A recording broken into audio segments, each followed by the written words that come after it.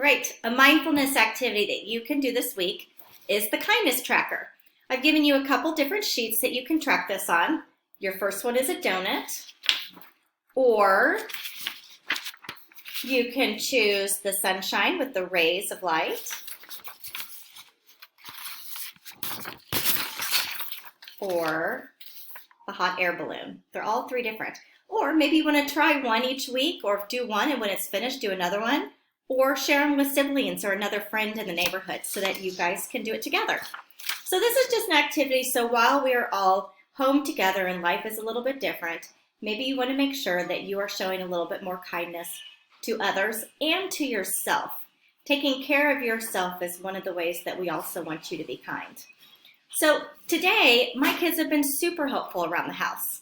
It's Mr. Starkweather's birthday, so we've been wanting to do kind things for him, help out with the yard work.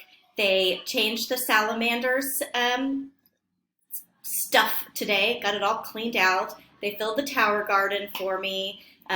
They took care of our baby chicks, and now they're walking over to Grandma's to get a cheesecake that I stuck in her oven. So there's lots of different ways that they've been helpful today, and each one of those would count as one of the sprinkles on a donut. So I've loved the way that you guys have been doing these activities and sharing them with me. I know you are all super kind kids, and I love hearing the way that you've been helping siblings in your home or your family. So this is another activity you could do. Please share it with me. Make a video or recording or write to me and tell me what kind of things you've been doing, maybe in your house and outside your house. So have a great week, guys. Go be kind.